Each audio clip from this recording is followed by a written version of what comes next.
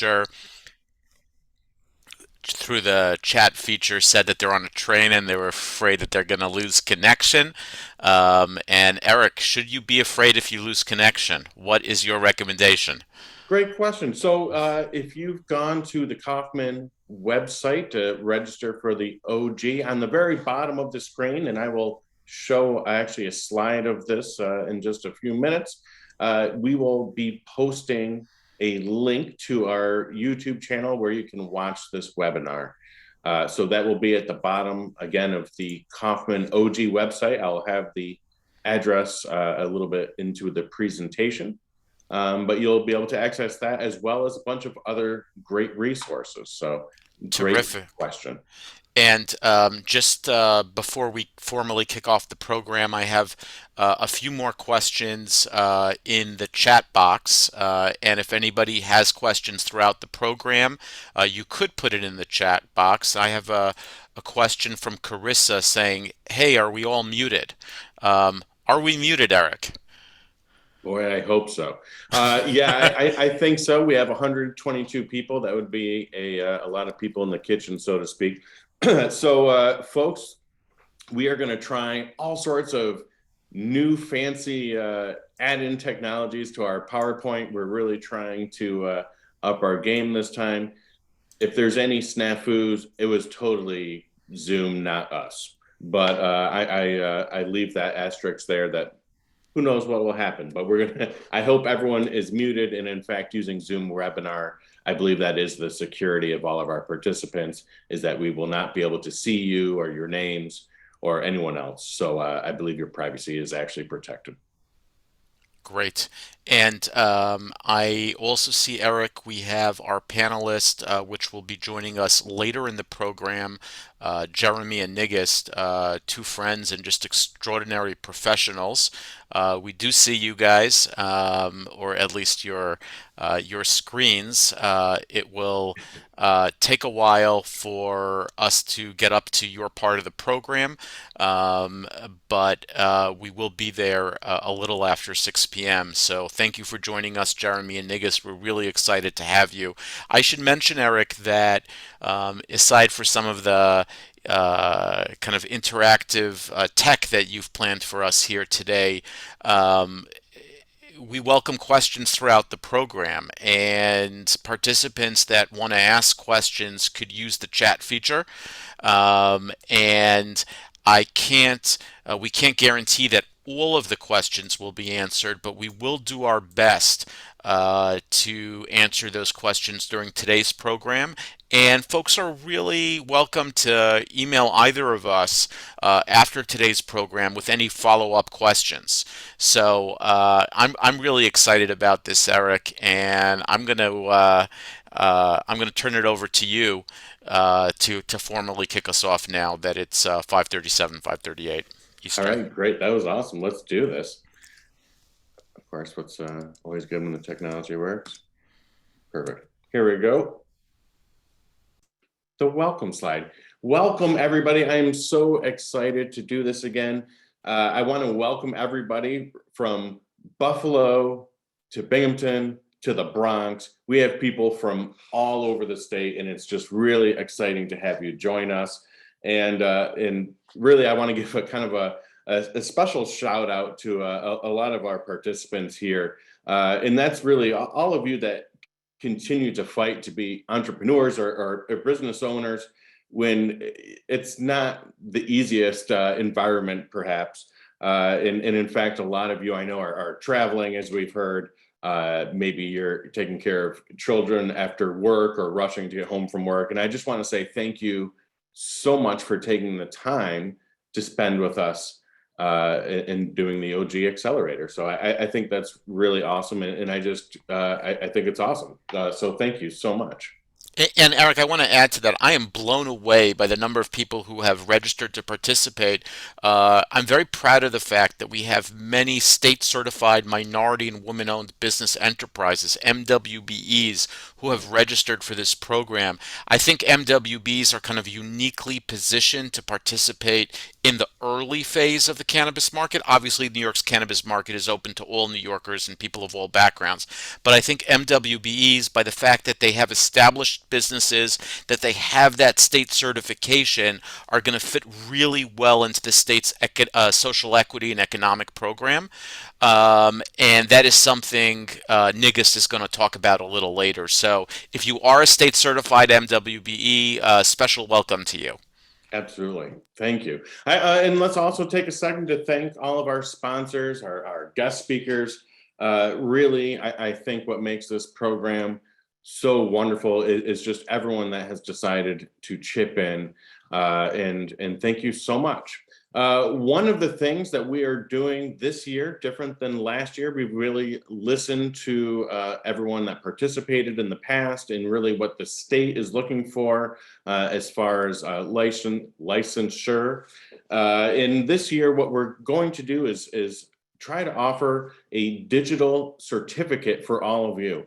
Now, at the incubator where I work, which I'll be talking about in a second, digital certificates really have become very important to really show the world, hey, these are the skills or the trainings that I've gone through. So it's our hope that you will display your certificate on your LinkedIn or perhaps include it on your application to the state. And essentially what we're going to do starting in class number 2 and 3 and 4, there's going to be homework. That's right. Right. I love giving homework. I do work for a university. And you'll be submitting basically a section of your business model canvas, which we'll be talking about, or I'll be talking about in each of the sessions. And upon completing that and attending all 4 sessions, we will be issuing the certificate for you. So I hope that it, again, is something that will really help all of our participants achieve their licensure with New York State. So Eric, if you participate in this program and submit whatever is required, you will get a digital certificate that you can put on LinkedIn or other places. That's absolutely right. And in fact, uh, what I've seen a lot of our startups do is even just use it as marketing Hmm. on LinkedIn because it really shows that you've taken, again, the certification to become an MWBE. Any certifications that you do to really show the world I've taken these steps uh, to be successful. So it's something that has been really advantageous for a lot of our startups here, and that's why we really wanted to add it to this program. So speaking of which, here is my second home, or maybe first home, the Kaufman Incubator. Just real quick, we opened in 2017. We are basically a home of Binghamton University, of our community school, SUNY Broome. We also have offices for the Small Business Development Center and as well as TAC. And we are basically an office building for all sorts of startups. Half of us are in clean energy, the other half are really in promising cannabis or technology based startups. And since 2017, I love to boast about this. I excuse myself, but I'm so proud that our companies have raised cumulatively $150 million just since 2017. It's just absolutely amazing. There I am. Geez, that's crazy. So I am a huge fan of the business model canvas, which is why I will be presenting that through all of these sessions. I actually started our area's first CBD company many years ago. It's not quite the same as I would say a THC cannabis company, but it was kind of my beginnings. I've since exited all of that. I was a chef before any of that, so I'm pretty good at cooking. No, I've actually never cooked with cannabis. I was totally shocked to actually have that come to my realization. I've never even thought about it. It's Come on, very Eric. It's just between friends here yeah. and the other 144 people I online. know. I love the shows like on Vice TV. I don't know why I've played with terpenes. I love flavors and smells as a chef, but it's so funny. I've never done it. I later became a clinical dietitian, and I worked in geriatric, and then later on in HIV and AIDS, which I am very passionate about. I have some patents for some technologies pending. I am blessed that at this point I mentor companies in 10 countries. I like work all the time, and also from New York to Oregon. And so I just wanted to introduce myself to you. Hey, Eric, if you could just go back one slide, I just want to say something about the Kaufman Incubator. Please. Yeah, I had the pleasure of visiting you guys a few months ago, and I was just so impressed with your operation. I mean, typically when I think about an incubator in a university setting, it's maybe a small department or an office or two. Binghamton University has really integrated the incubator into a campus. I mean, this building is mega facility. It looks like a WeWork of sorts where you have different companies, startups operating, building their companies. You guys have business school you have business plan competitions, you have mentorships, opportunities. Really was really impressed, and I think the evidence is clear. I mean, the companies have raised $150 million and they continue to fundraise, and you guys are really experts at helping take startups to the next level, and should be very proud of your work, of what you guys do in the Southern Tier and beyond. Just Thank you. really extraordinary work. That's very kind. Thank you. And it really is all the partnerships we have publicly, privately. I really do appreciate that. And if anyone does want to learn more, just go to thekaufman.com, sign up for our newsletter. It really is a very magical place where these great synergies happen. And it's also really my second family. So I appreciate that. All right. Thank you.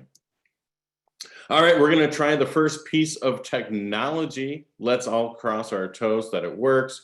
If folks, this does not cost you a thing, it's actually quite secure. But if you text Eric Crone 593 to the phone number 22333, we'll get to play this live trivia.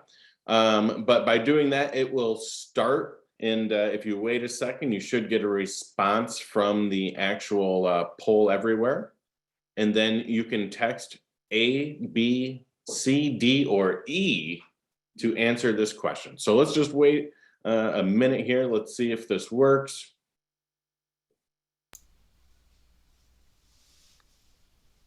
Okay, so instead of the phone number, you put 22333, That's and correct. then as your first text message, Eric Crone 593.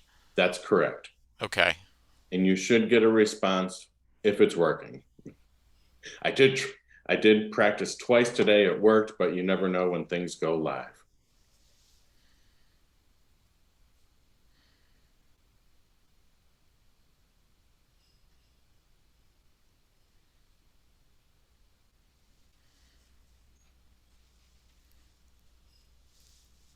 And you know what? If it doesn't work, I have a plan B. You can just try answering in the chat. We can override this if it's not working.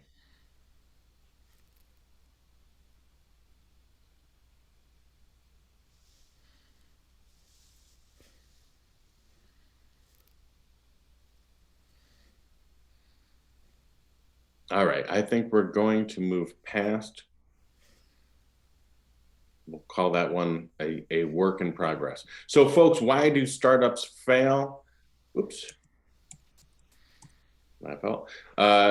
It could be because they didn't attend the OG Accelerator. That is not the intended correct answer. In fact, the reason startups fail is lack of customers. Lack of customers. Very interesting. These two gentlemen, so a lot of you might have had nightmares about completing something called a business plan. Oh man, I hated making those things. 80 pages. By the time you got to the end, everything changed so much, you had to do it again. We really should have made a template for business plans. I could have sold tons of them. Bad thinking. But you know what? These two gentlemen decided that should change. In fact, it was Alex Osterwalder, his doctoral thesis, and Yves Pecure was his teacher. And he said, instead of using this 80-page document, which banks still need, so they do have some sort of validity, but they said, what if we can consolidate all of those 80 pages of really kind of paperweight material and turn it into this, the business model canvas. It is just one piece of paper with 9 segments. And each of these 9 segments create the business plan. And in fact, there's all sorts of practices to really figure out the true answers to all these 9 segments. And that's what we're going to be doing throughout this workshop. In fact, this is your homework after each of these sessions, is to start working on these things. It's going to be great. I love giving people homework. Did I So, mention that? so Eric, no more 80-page business plans. I mean, what do we do? You know, do you? But in all seriousness, do you think um, business plans are important? I mean, when you have to raise money, or when you're trying, somebody says, "Well, send me a business plan." That's a good idea, but send me a business plan. How do you respond to something like that? That's a great question. Actually, I think there's a variety of tools that startups need to use. This is just one. And in fact, at this point, this is really best for startups to use when they're trying to construct what their plans for a future business might be. Then perhaps you could, as you get familiar with this, use this to really hone in your current business. And then as you master it, you can use this to really overcome other businesses. But a business plan is also a wonderful practice because, again, banks still require these. And hopefully someday soon, banks will actually be helping all of us cannabis companies. But until then, a business plan is wonderful just to work out all of the specifics that are required for you to really run a business and understand what's going to happen, especially when it comes to finances and things like that. There's so many wonderful organizations out there that will help you with these things for free, such as the Small Business Development Center or some of our community schools. So please, all of these things are valid. One-pagers, pitch decks, these are all tools that startups use, depending on really what goal they're trying to achieve. But this business model canvas is actually kind of like a chessboard. It seems quite simple when we're looking down at it, but it's actually a very complicated document. A lot of work goes into all of these. But essentially, the beauty of it is that we can whittle it down into its very simple or granular sort of gold nuggets. And so what we're talking about here is really learning what the desirability, the feasibility and viability of your company, and can we express the answers to those in simple words or maybe even pictures? And the beauty of the business model canvas, the reason this living document term that we throw around, is that it's so easy just to take a post-it note off of a physical business model canvas, or to just delete a text box and replace it with an even better answer. And that's really where it draws its advantage over the business plan. So your recommendation, Eric, is that, let's say folks are interested in getting into the cannabis industry and they're interested in launching a cannabis business, but they're not sure if it's cultivation, they're not sure if it's processing or dispensary, or even what type of dispensary experience. Is this a good place to start? And is this a better place to start, in your opinion, than the business, than kind of the traditional business plan? Great question. Thank you. So first of all, yes, and yes. I would always start the business model canvas because it is so flexible. It's the reed of grass in this whole business modeling world. But I think no matter what you're doing, even if you have your own, we have so many people on this webinar right now that have their own businesses. If you haven't actually applied that to the business model canvas, I challenge you to just do that, because what I find that it does is really help me find holes. It helps me find things in my business model that I maybe didn't think about. And if I pay attention to that, It just helps me create what I call a sustainable business. So it really is perfect for anyone. So we teach this to students at the university. I mean, all across the nation or even the world, this is happening. And it goes all the way up to companies like Nestle or GE. They're all using the business model Canvas. Apple uses it. So it's really a tool for everybody, just like a chessboard, to be honest with you. But I actually come from a family of people in theater, so I love that we also refer to it as the theater of the business model canvas, and we do this just to kind of help explain the complexity or really the different sections of the canvas. So first of all, we have the back of the house, and that's really where we are going to start our exploration in our session number 2. But this is basically how the company provides value to the customer. So in the theater, you know, you have the people that have the props, or maybe they're moving the curtains and playing the music, and you know, it's basically everything that has to happen in order for the whole show to bring in the customers, right? It's the back of the house. And then of course we have to have the front of the house, right? So this is the customer part. Why are the customers coming into your theater? Why are they going to your show and not the one down the street? So there are all sorts of practices. And if you remember why startups fail, it's lack of customers, right? So it's all about the front of the house. And so we're going to explore just a few ideas on how you can really strengthen this part, is the desirability part of your business model, because it's all about the customers, right? That's why we go into business. We go into business because the customers are asking for something and we think we can deliver it. And then this is, I swear, I think I should get the trademark on this, because I think I made this term up. All right, this is not one that came with the classes. Love it. Love it. Yeah, I mean, what's a theater without the ticket booth, right? You got to have the ticket booth. And so, of course, this is all about cost structure. Do you really know what it's going to cost for your business model? It's not what it costs to do business. It's the business model. We need to see what you're planning. What does it actually cost? And then are you making the revenues to pay for it? If you can't work it out on this piece of paper, then don't go out and get those investments yet. Don't spend your own money yet. Don't go and sell your whatever in order to pay for this. But you got to make sure that the book's balanced before you get things started, right? It's the only way. So this is really how we like to break it down. And this is, again, how we're going to approach this accelerator. We're going to start with feasibility, the back of the house. So do you need to build, borrow, or buy? I mean, cannabis it's kind of expensive to get into, and the revenues could be great.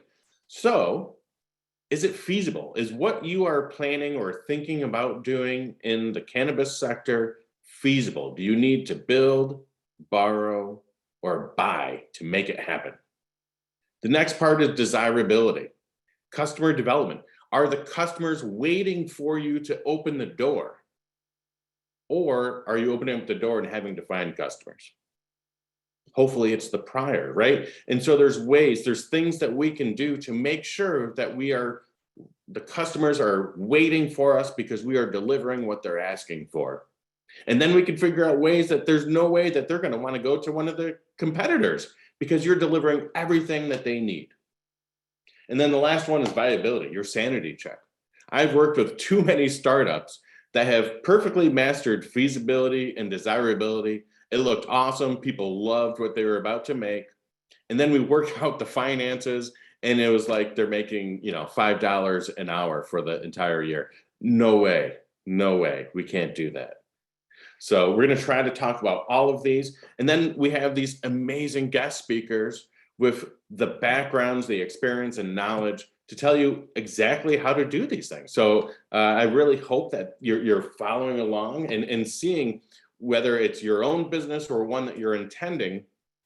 Is it feasible? Is it desirable? and is it viable? So session 2, let's talk about your first piece of homework, because again, I love giving homework. I want you to think about the back of the house for your company. If you have a company now, if you're trying to bring it into the cannabis world, if you want to start a company in the cannabis world, I want you to download a business model canvas. I will show you in a second where you can do that. I want you to download and start thinking about it. It's okay if your answers are wrong. If you had the right answers, then you probably already watched this accelerator. So it's okay. I want you to try to think about, what partners do you have now that will help you be successful bringing a company into the cannabis sector? I want you to think about, what resources will you be bringing that will help you be successful? And what sort of activities are you going to have to do throughout the week to be a successful business owner in New York State's cannabis markets? So if you can come prepared with that, you can put it all onto this. So this is the website that I believe most of you, or all of you, registered from originally. This is, hold on, where you can find the OG Accelerator webpage, and you'll see in the middle, Kaufman Business Model Canvas link. You can download a digital copy that you can use forever and ever. That's what's great about digital. And you can make your own business model canvas. And in fact, that's what you'll be using on weeks 2, 3, and 4 to submit the answers that you ended up coming up with throughout the program. So, so Eric, I just want to Please. jump in here for a second. Um, and I'll talk more about this after the brief break. But basically, the way this program is structured for the 4 sessions is, um, Eric is going to walk you guys through the business model canvas, and think of it as a business strategy session of what are this is a new tool, and I want to be honest here. When I first was introduced to this tool, I was a little skeptical. But after really learning it, I don't want to say mastering it because I feel like you mastered it. I'm still learning it, but after getting a better grasp, I find it to be a really helpful tool in assessing and thinking through new opportunities, and doing it in a more visual, conceptual way than sitting in front of a Word document and trying to write up a business plan. I think people will benefit. It takes a little time. I'll speak for myself. It took me a little time to grasp it, to really understand it, and I think that's what these 4 sessions are really going to be great. So that's the business strategy part of the session.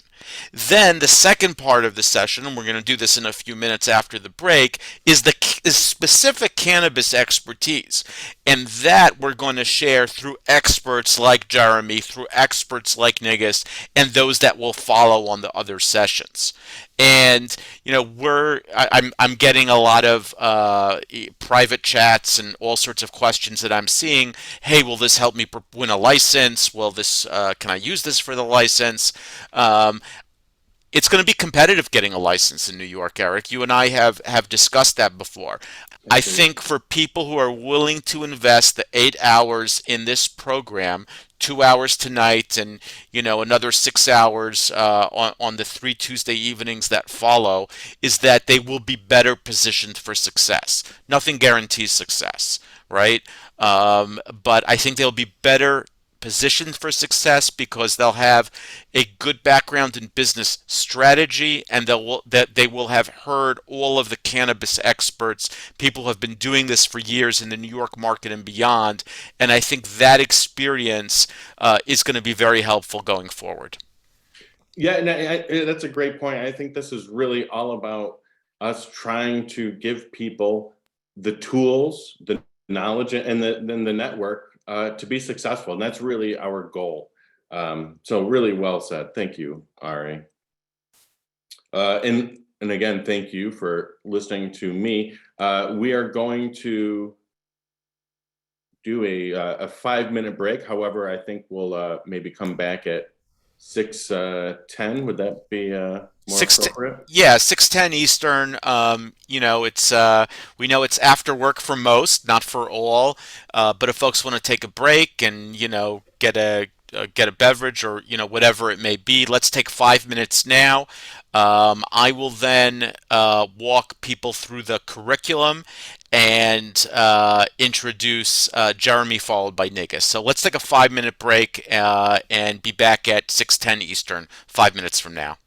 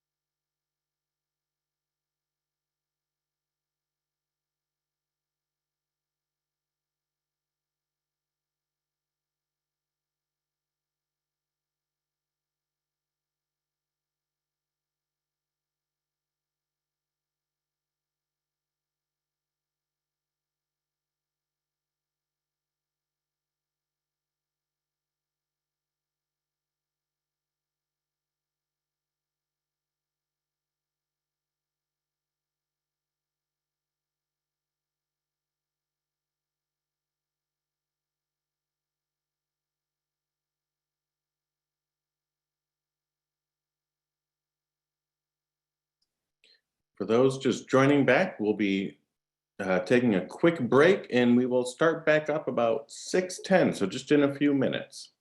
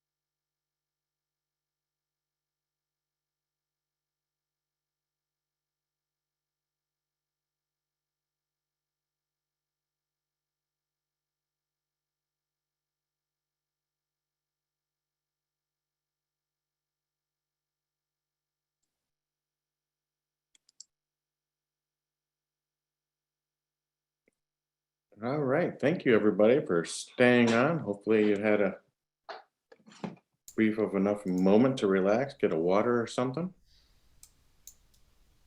I'm personally addicted to blueberry waters right now. I don't know why, but I just love them. Do you make them yourself or do you purchase them, Eric? I'm buying them right now, but I should think about making them. I never thought about that. I can't do pulp and water. It grosses me out. I've never been able to do orange juice with pulp. I don't know. Let's excited to kick off the next part of the program here. Eric, can you just confirm you can see my Google screen? Yep, everything looks great. Awesome. Okay, so a bit about myself. I've had the opportunity to serve as the CEO of two of the 10 medical cannabis companies in New York. I've really been involved in the New York cannabis industry since its inception.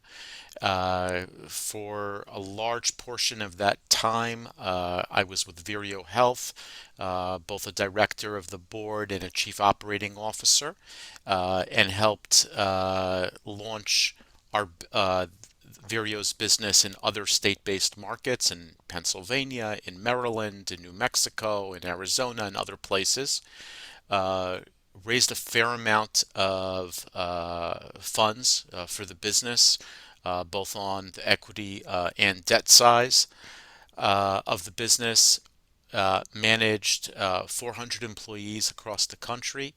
Had the opportunity, I think it was in 2015, to help found the New York Medical Cannabis Industry Association with my good friend Jeremy Unruh, who will be speaking in a few minutes, and Nigist, who's the current president of that organization. Beforehand, during the Bloomberg administration, I served as New York City's deputy comptroller. I'm speaking to you from my basement in the Bronx, and my good friend and co-host Eric Krohn is speaking from Binghamton. And we were taking a look at where the participants are from, really throughout the state. Certainly disproportionately New York City, or probably about a half, but that makes sense from a population perspective. Really spread throughout the state. And beforehand, I have a background in finance and worked for an investment bank. But really delighted to be here with you this evening, sharing some thoughts on the New York cannabis market and really the opportunity at hand here, and then inviting my good friends Jeremy and Nigas to present. One of the most amazing things that we've seen really in American society is how drastically public opinion has shifted on the issue of marijuana legalization. Um, in our lifetimes, and there are people of different ages on the webinar, but I think in our lifetimes there have been a drastic change in public opinion. Today, two-thirds of Americans believe in legalization. Late last night, there was a Supreme Court leak that I think demonstrates, without getting into that politics, that's beyond the scope of the webinar, but I think what that shows is that's a hot button issue where Americans are really split on. And increasingly, and that's not an issue where people's positions have really changed, certainly not in the past decade or two or even three. But when you look at legalization, there's been a sea change in public opinion, and this is for full legalization. When you poll Americans, Eric, on, should a physician be able to prescribe cannabis to their patient suffering from life-threatening or debilitating disease, it polls at 85-90%.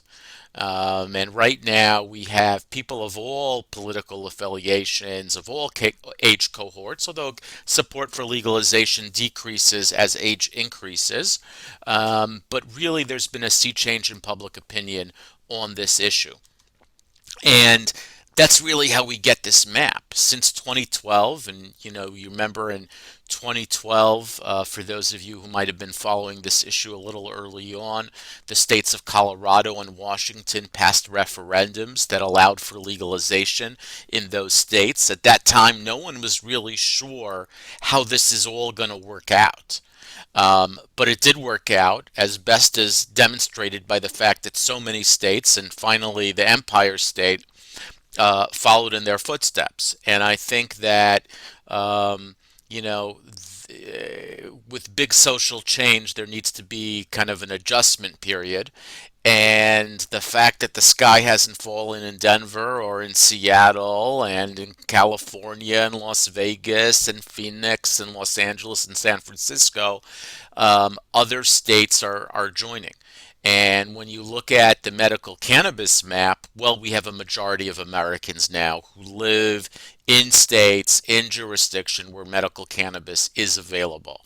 So the opportunity here is large, and unlike maybe a typical kind of new business idea or startup where in some situations the demand for the product itself or the service is at question.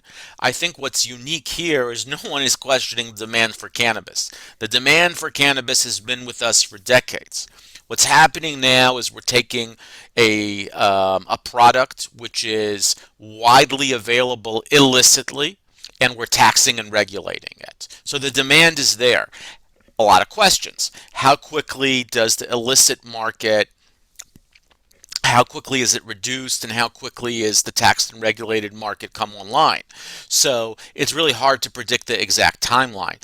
But in terms of there being demand for cannabis, I haven't met anybody who really questions the demand. The demand is there. We all know it from our personal lives or those of our friends or family members and neighbors. The demand is there, and now there's a tremendous opportunity in all of these states.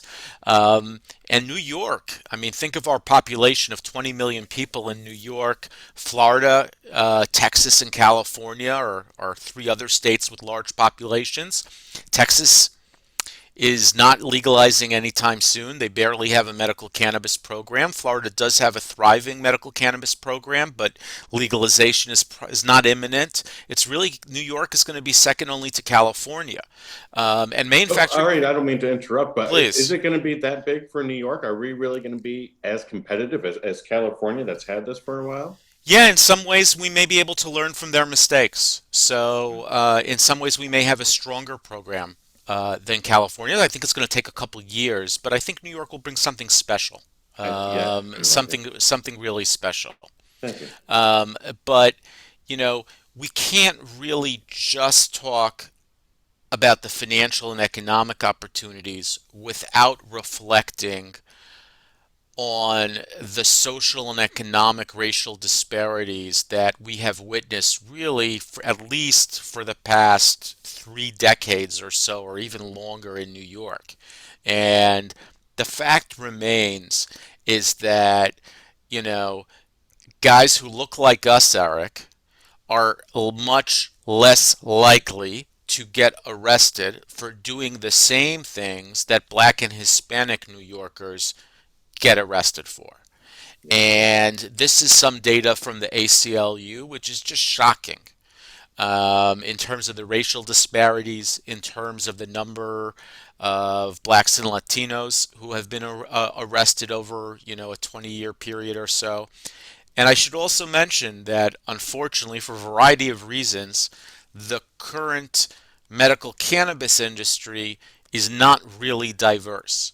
But the state has a lot of plans, and Nigist is going to talk about this in a few minutes, on how to bring diversity to the industry. And I think one of the ways that we bring diversity to the industry is we invite in state certified MWBEs who have a track record of running successful businesses in New York, and they come into the cannabis industry. It may not be the right fit for everyone, but I think there's going to be a lot of opportunities for current businesses.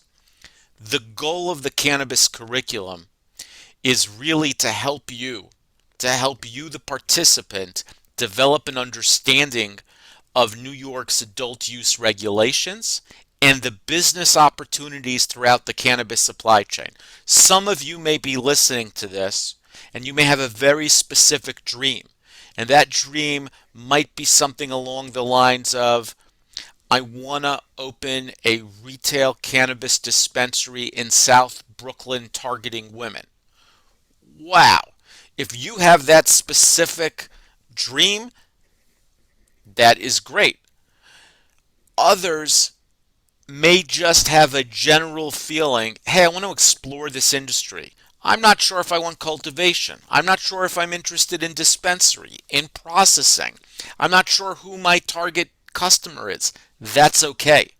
We're going to take you through the entire cannabis supply chain: cultivation, processing, dispensary, delivery, social use lounge, and we're going to um, help you better understand the opportunities throughout the cannabis supply chain and the regulations that are going to go in to applying and winning those licenses so that you can operate a successful business.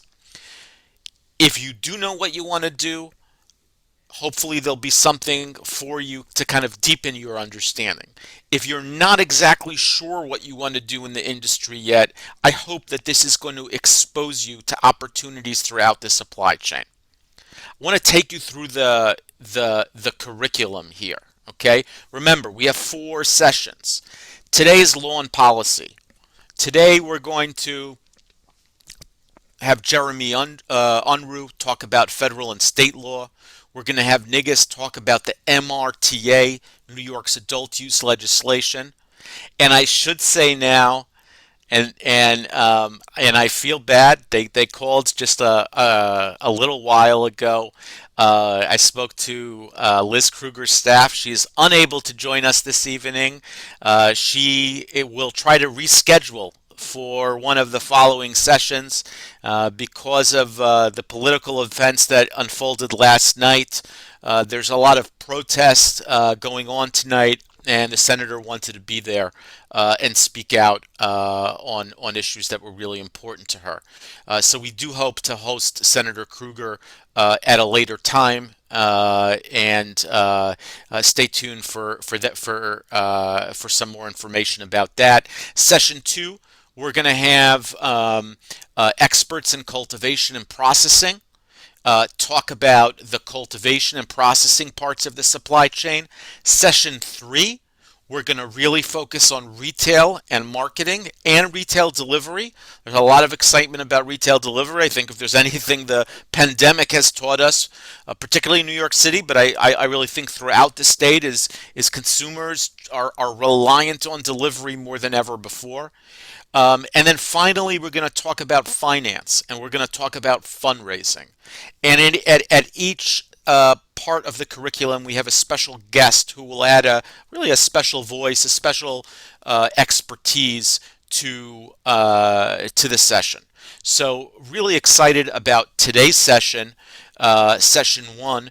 And again, what this is going to do is going to take you through the supply chain. It's going to expose you to the adult use regulations and help you deepen your understanding so you can determine, is the cannabis industry something you want to explore as a business opportunity?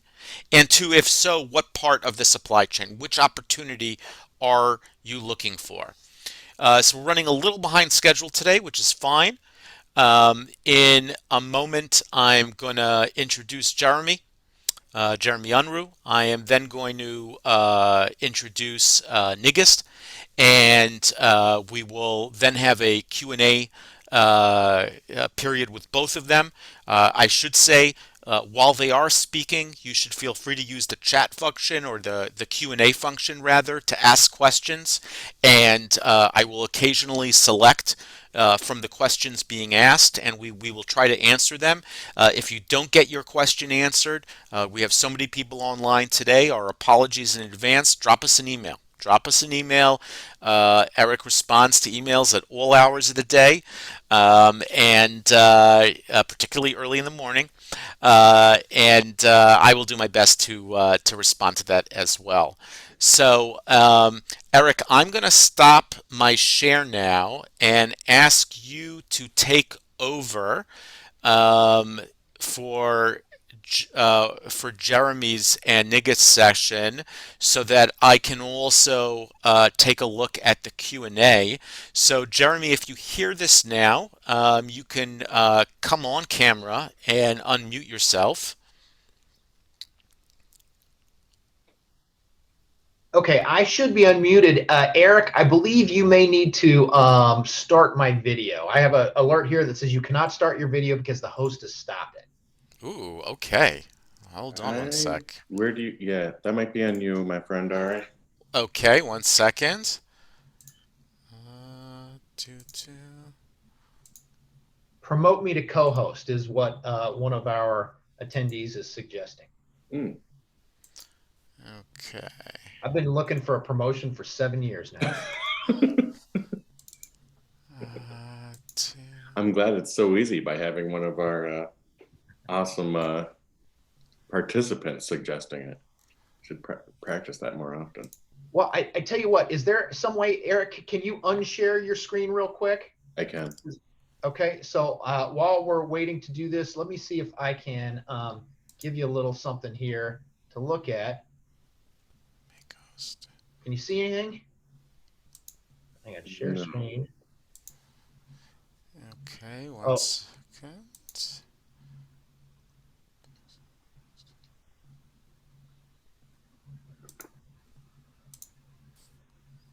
Okay, so I have Eric checked allow panelists to start video. So I am surprised that Jeremy is unable to All right, go start ahead.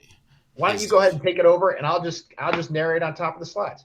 Okay, yeah, let's do that. Yeah. I really apologize, folks, but Jeremy, it is great to hear you. If I can't see you, oh well, okay. Let's show Jeremy's picture so people get a sense Please put that picture up from about 3 years ago, which is about 8 pounds lighter and 3 years younger. That's perfect. That works for me. So thank you, Ari, and thank you, Eric. And I couldn't be more delighted to be your guest and the OG Cannabis Accelerator's guest here tonight to talk a little bit about what I know about this crazy cannabis space. Just a couple lines about me. So I am a lawyer by trade and training, and many years ago I was a prosecuting attorney in Chicago, Illinois. Hang on, I'm going to start my video here. Does that do anything? Hey, there we go. There we go. Okay. yeah. And so, and now, Eric, will you unshare your screen real quick?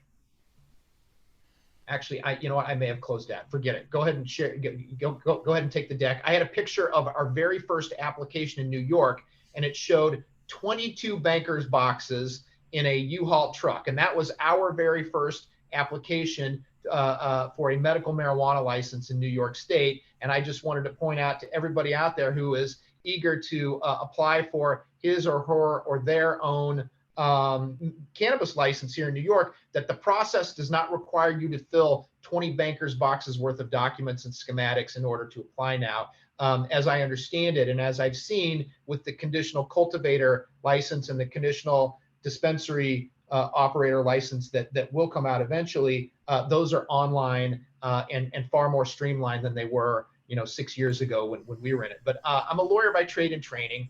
I spent several years in a regular law firm doing regular law firm stuff, and two of my partners turned to me after having applied for several medical marijuana licenses and asked me if I wanted to join their company. So I became the chief compliance officer and general counsel of PharmaCann. And PharmaCann was started in about 2016, and we started our career or track tenure in this cannabis space in Illinois. But immediately after we were successful in winning licenses in Illinois, we applied in New York because New York had its very, very, very competitive application process for medical marijuana licenses, of which they originally, as Ari sort of pointed to, they originally awarded only 5, and then they awarded a second 5, bringing the total medical marijuana licenses in New York State to 10.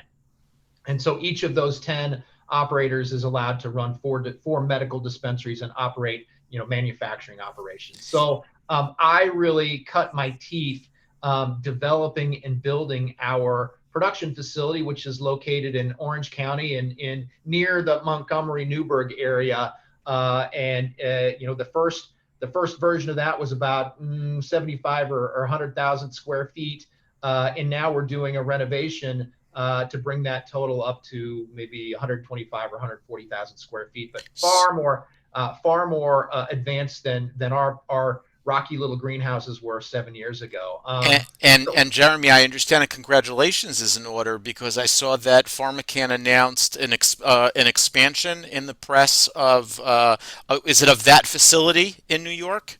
It's that facility in New York that we're currently expanding. And so it tells you a little bit about how quickly the cannabis industry is evolving in terms of technology, and that a facility that we built, 5 or 6 years ago is already ready to be retrofitted and upgraded in order to really maximize the yields or the efficiencies of what we're growing and the products that we're making there. Because we know so much more today than we did just 5 and 6 short years ago about how to grow this plant in a way that is at scale, meaning large swaths of it at any one given time. Jeremy, before we kind of jump into the substance part of your presentation, I got to ask you, you were a prosecutor.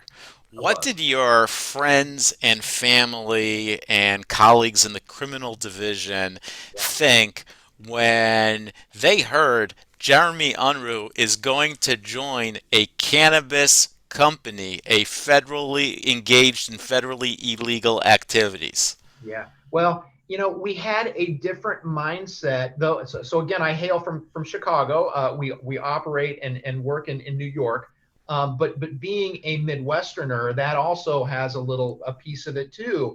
5, 6, 7 years ago when I started in this industry, the climate, the political climate for cannabis was not as pitched as it is now. There weren't as many people talking about it, and there weren't dispensaries that you could walk by and see, and there weren't news stories about Colorado and California and Washington and Oregon and all these states that have legalized cannabis since then. Back then, it was literally very, very focused on treating very specific and very severe medical conditions. And so based on my prosecuting experience, however, what I would see particularly the misdemeanor courts, and the felony courts a little bit, but in the misdemeanor courts, that's where the dime bags were, right? That's where the little amounts, the little nitpicky, oh, you've got a roach in your the ashtray of your car, the console of your car, you're coming to jail and I'm impounding your car and you're never going to get it back. I mean, that's where I really saw not only the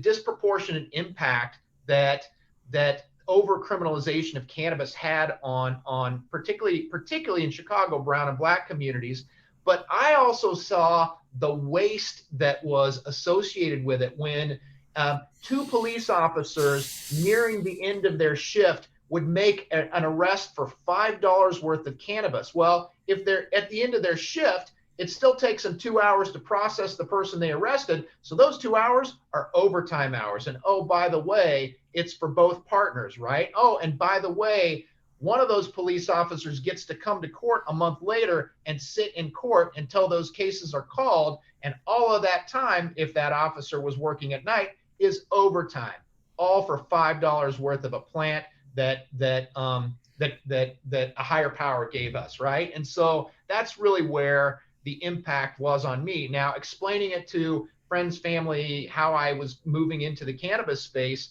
those were several tough conversations that we had with people. But then it was about, is my law license going to be revoked for being in the cannabis space? And we know now, 5 years later, 6 years, 7 years later, that those risks did not come to be. And so I'm very, very, very proud to do what I do for my company, for this industry, and for the culture of cannabis too, which is something that I value very highly.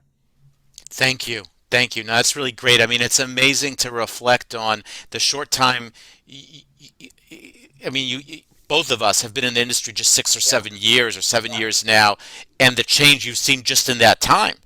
in that time period. I mean, Illinois has now a thriving legal market, and those arrests presumably are no longer happening, or at least in that fashion. Yeah, yeah, absolutely. Well, so let's just talk really quick about what the landscape is, the lay of the land. I think the real takeaway, and I think most people know this sort of intellectually, but I think it bears unpacking a little bit. And that's the fact that cannabis is illegal at the federal level, but many states have at the state level legalized cannabis for either medical use or for adult or recreational use. And that has that has created some very, very, very unique tensions and issues that our industry has that other industries don't. And so, 1937 was when the US government first recognized or passed laws regarding marijuana. And those laws basically said that in order to have marijuana, you had to have paid the tax. But the issue really was that the government wouldn't let you pay the tax and issue you a stamp. So any marijuana you had was illegal. And we in this day and age know after the Fiorello report and Nixon reports and going back for years in this cannabis space that largely those early statutes were meant to criminalize something that was really associated at first with immigrants from Mexico who were coming up and who may have been using or involved with cannabis, and so those were really race-based laws meant to discriminate some of the communities in the United States that were associated with cannabis. Moving forward, the first real codification of cannabis came during the Controlled Substances Act of 1970, which is when the Congress basically built this framework of 5 different schedules where they put every single sort of pharmaceutical that they plugged it into one of those 5 schedules. And those schedules go from Schedule 1 to Schedule 5, Schedule 1 being the most highly restricted products like heroin and of course cannabis. We all know cannabis is lumped in there, and under the government's rubric, cannabis has no medicinal value and is subject to abuse. That's the criteria for being a Schedule 1 controlled substance, which most of us on this call know is absurd. And so that's the context that we have right now. Cannabis is still a federally controlled substance under federal law, but of course we know that the states bucked against that and started to pass their own laws. The first laws at the state level weren't really laws setting up regulatory structures for medical cannabis.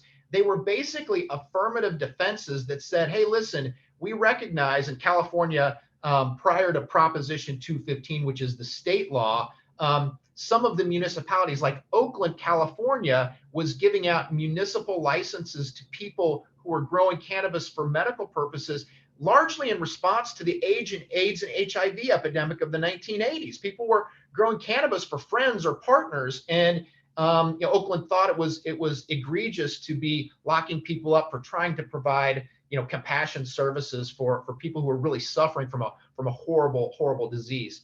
And then moving forward, California passed more of a comprehensive state law authorizing medical cannabis. And moving forward, we saw states like Colorado and Washington legalize for medical use. And then in 2014, Colorado legalized for adult use. I note that the slide here notes the Cole Memorandum. And so the Cole Memorandum is basically the closest thing that we have to any guidance at the federal level on how federal law enforcement officers ought to consider when they're engaged in enforcement activities against state-sanctioned cannabis operators. So the company that Ari has worked for and the company that I have worked for have licenses under New York State, and we operate those licenses in compliance with the rules that come with those licenses. And so before the DEA, the Federal Drug Law Enforcement Agency, comes and challenges us, they should think through some things. And that's what the Cole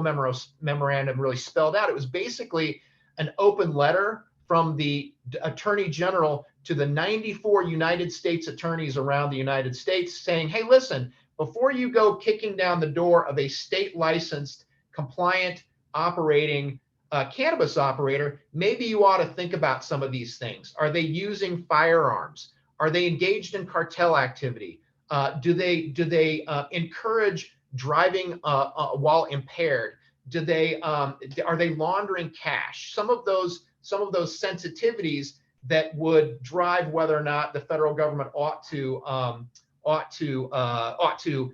enforce the Controlled Substances Act against state responsible cannabis operators. And then the Rohrabacher-Farr Amendment is a provision that we see coming up every single year, because in under our system of government in DC, the budget has to be passed every single year fresh. And so there is a little rider in that budget that's been in there since 2014 every year that basically says the DEA, or the Department of Justice, and its instrumentality, the DEA, its agency, can't spend any federal tax dollars enforcing the Controlled Substances Act against responsibly operating medical marijuana licensees, state licensed medical marijuana licensees. And that budget provision, which has the force of law, but only for 1 year and has to be renewed every year, has been tested by the courts and has been found to be valid.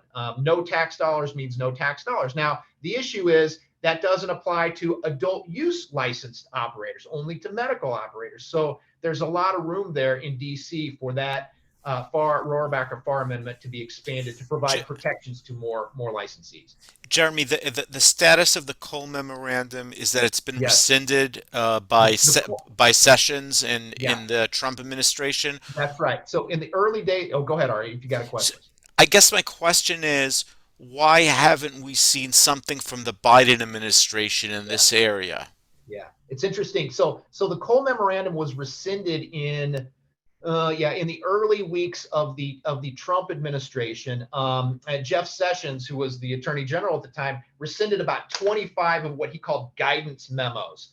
These were basically just letters by the head of the agency saying, we're going to do this, and we're going to do this, and we're going to do this. And his justification for it was, well, if an agency is actually going to enforce a rule, it needs to be a true regulation and go through the regulatory process, instead of just the head of the agency writing a letter saying, hey, do it this way.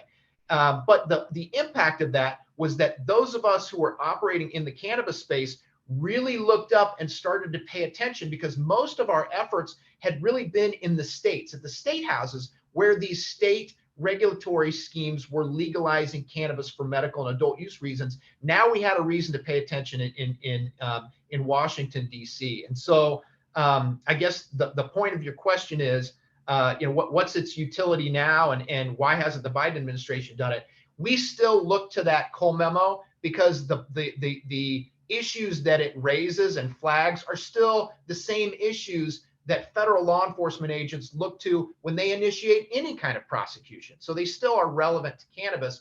The Biden administration has not acted to reinstate that Cole memo, unfortunately, though that has been a policy priority for many of us in the industry, because it gives us something to look at and to point to say, here are the rules that we should play by, or the concepts that we should play by.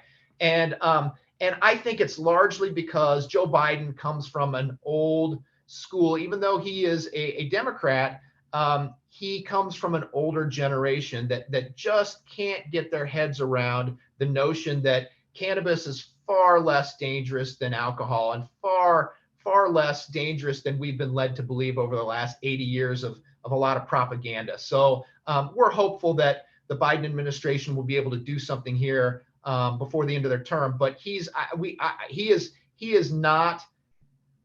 President Biden has not proven to be a friend of the cannabis space, though he has not been an obstructionist either. Thank you. So we talked a little bit about how there is this disconnect between state and federal law, and those really manifest themselves in some important areas. For example, pesticides are something that are regulated by the EPA at the federal level. So there are no federal standards for pesticides that can be used on cannabis. And so that leaves this big open question mark as to how do we ensure the plants that we grow are grown pest-free, and how do we do that safely?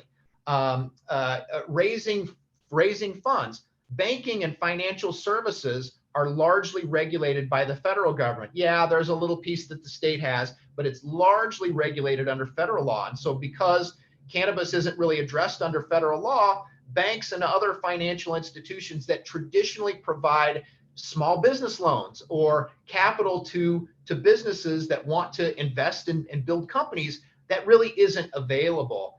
I think that the punitive taxation is a really important flag, particularly for those of you who are considering dispensary or retail operations like transportation. Currently, the Internal Revenue Code, we call it 280E.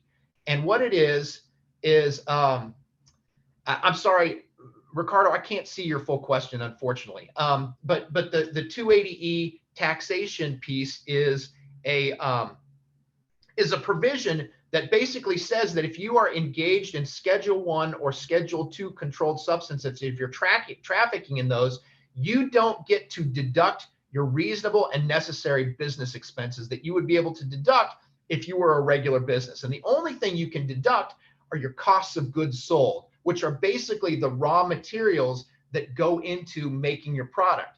So if you're a manufacturer, if you're a cultivator or processor, you can deduct the cost of your soil, the cost of your plants, the cost of the pots to grow those plants. But if you're a retailer, you don't have raw materials because you're already selling a finished product. And so you don't really have a cost of goods sold to deduct. So your tax burden may be, instead of a, 30% tax rate, it may be a 60 or 70% tax rate. So if you make $100 during the month, you're going to be taxed on most of that. And that's a real problem here. And it's a problem caused by this federal state illegality tension. Currently, and I'll wrap up quickly because I know 5:45 was when we were supposed to stop and we got off a little bit. Currently, there are a handful of federal bills that are swirling and under consideration. I'll start with Senator Schumer's Cannabis Administration and Opportunity Act, or we call it the CAO Act. And if you'll remember, a handful of months ago, Senator Schumer, Leader Schumer, published a big comprehensive legalization bill. He didn't introduce it in Congress, but he published it for people to comment on. And he originally told us he was going to introduce that bill in April, but now has said he is going to kick it to August before the session is adjourned for the summer. That bill has really been something that not anything else has been able to be passed through the Congress, because Senator Schumer is so focused on ensuring that his CAO Act gets a full and fair consideration before anything else can get through at the federal level. But some of these other bills are the Safe Banking Act of 2021, which has been passed in the House on multiple occasions. And if you take a poll of all of the senators, you'll find that a majority of senators would probably support safe banking, but it's a very limited remedy. And what it doesn't make cannabis legal, or it doesn't pull it out of that schedule of controlled substances. But what it does is it carves out, it says basically if you're engaged in licensed cannabis activity, banks can take your money, and ancillary companies that do business with you, lighting vendors or perhaps insurance providers, are able to take the proceeds of your company and deposit it in their banks without any risk that the bank is going to say, oh, well, that's laundered money because you got it from a state licensed cannabis operator. Jeremy, we have a question here. Why is it so challenging for cannabis businesses to get bank accounts today? I know certainly some have bank accounts, others do not. Why is it so difficult? So most people think that banks are forbidden from giving bank accounts to licensed cannabis operators, and that's not necessarily true. And then other people think, well, state chartered banks can give bank accounts to cannabis operators, but federally chartered banks like Bank of America or Chase Bank can't because they're federally chartered. The truth is that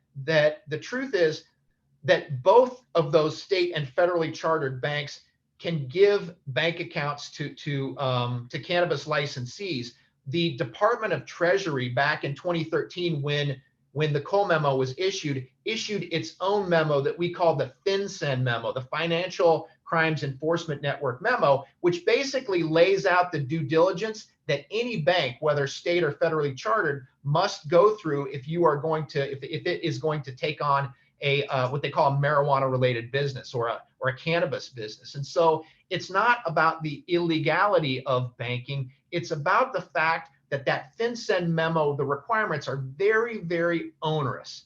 And so if a small bank is going to start taking cannabis accounts, it really has to hire somebody who is just a cannabis compliance banking specialist in order to fulfill all of those compliance requirements that the Department of Treasury has. And so little banks have to have, that the juice has to be worth the squeeze. And so if you're Chase Bank, it's not worth the squeeze to take on the additional risk for a handful of cannabis accounts. Whereas if you're a smaller bank, the juice may be worth the squeeze because, gosh, a handful of cannabis accounts paying you, account fees may make a difference at the end of the year. So that's why you find that banks who will typically bank cannabis tend to be smaller, single branch, 2-branch, 3-branch state chartered banks. No, that's very helpful. Jeremy, before we transition to Nigist, and Yep. if your schedule allows, please stay on for that because we're going to have more questions when she's done.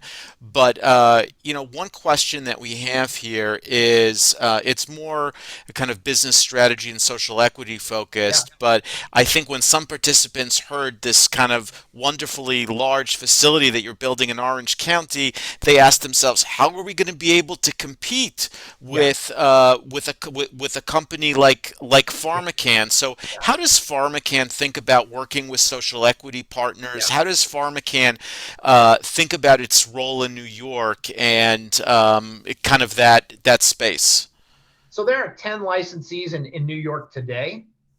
There will be 1,000 licensees in New York in a year. And we are simply a part of that ecosystem. And we hope that there are cultivators out there that want to sell their raw materials to us. And we hope that there are dispensaries out there that want to purchase the vapes or the tinctures or the capsules or the edibles from us. And we also have a handful of medical dispensaries. And we're very hopeful that other processors, other cultivators will engage in wholesale trade with us. We want to make an ecosystem. We want to source CBD from hempsters who are growing hemp, and we want to put that CBD into our products. And we want to take those products and we want to sell those products to independent dispensaries or whoever in the dispensary world or footprint wants to purchase our products. We're here to do business, and we want to do business. And Jeremy, will PharmaCann's dispensaries, will they carry products produced by social equity cultivators and processors? Will you guys buy wholesale from other producers? 100%. We are eager for those relationships. And in fact, after 7 years of only 9 other trading partners, we're kind of tired of everybody in this space, and we need new participants. Wow. Jeremy, thank you so much for your time. If your schedule allows, I know you've had a busy day, please stay on. But right now, I actually want to run a pop quiz, and I'll have you stay on for this part, Jeremy. This is a tech experiment to see if it works, so bear with me. It's a federal and state law quiz.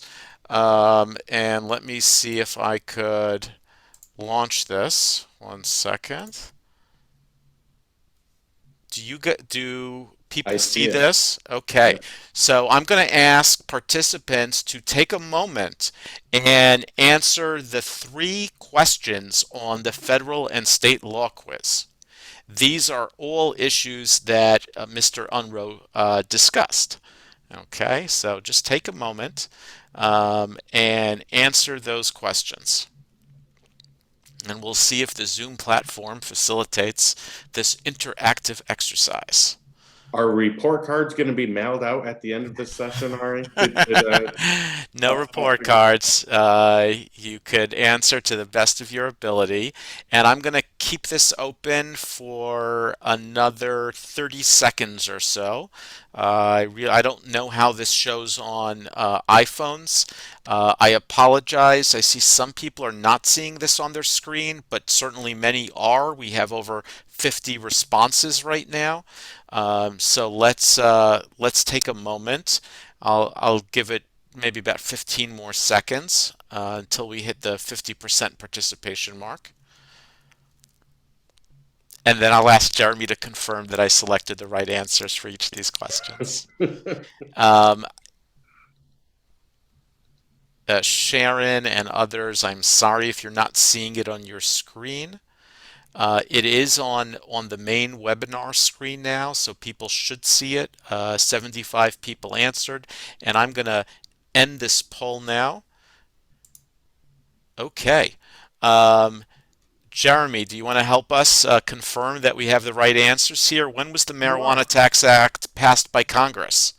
The correct answer is 1937. All right, so a lot of us got that answer. Can a cannabis business open a bank account in New York? 80% said yes and 20% said no. The answer is yes. The caveat is you have to find a bank that's willing to do it. Okay. Cannabis businesses are exempt from federal income taxes because cannabis remains federally illegal. 25% said true and 75% said false. The answer to that is false. Cannabis businesses are subject to federal income tax, and in fact, there is a tax penalty imposed on cannabis businesses that we call 280E. 280E. Excellent. Well, the technology worked, and thank you all for participating in that. I will now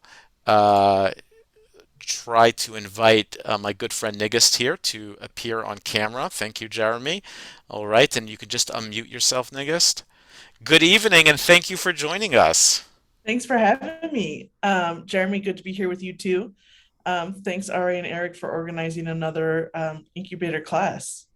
Well, it is a pleasure to host you again, Nigist. And where are you now? Where are you physically now? I'm in Denver this week. You're in Denver. Well, it was such a pleasure seeing you in New York City last week. I enjoyed our time together. Delicious burger. A pleasure. You know, you have such an impressive background. It's a pleasure working with you in the trade association where you now serve as president. You had your own consulting firm. You worked for USAID. You're a graduate of University of Chicago and Carnegie Mellon. You give generously recommendations for sci-fi novels and board games. I can attest to that. How did you get involved in the cannabis industry? I mean, when I look at your impressive credentials, the cannabis industry doesn't seem to be a natural path. And you know, how did you decide to work in the cannabis industry? And what did your friends and family say about it at the time? Well, I'll tell you, the first question my mom asked me was, are they going to pay you in cash? And I was like, I don't know. I filled out a direct deposit form. We'll find out. But they do pay. You can, in fact, organize direct deposit for a cannabis company. It is possible, which is good for everybody. But you know, when I was in grad school about a decade ago, I had the good fortune to sign up for a class to study how why Prop 19 had failed. And we actually had a client for that research, and it was the Office of National Drug Control Policy. And our findings were difficult for them because our top takeaway as grad students was that we analyzed a whole bunch of different polls, exit polls, follow-up polls. Which state, well, by the way, Niggas, which state was this? Sorry, thanks. That was California in 2010 when Prop 19 failed to pass and was one of the first like high-profile state-level legalization attempts in California that failed. And our primary takeaway for the ONDCP was that Proposition 19 had not failed because people didn't support legalization. it was because they didn't support specific aspects of Prop 19's approach to legalization. And that legalization was coming. It was going to come at the state level, and the federal government needed to figure out what they were going to do about it.